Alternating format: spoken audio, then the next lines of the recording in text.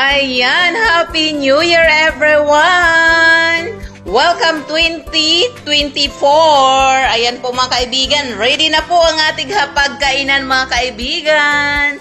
Ano po ba ang pagkain natin ngayong gabi? Ano ang ating New Year's Eve dinner?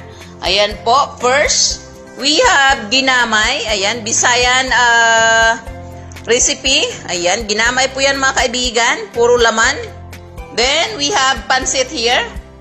Bami kung tawagin dahil may kanton. We also have garlic buttered shrimp. Siyempre, ang ating fruit salad.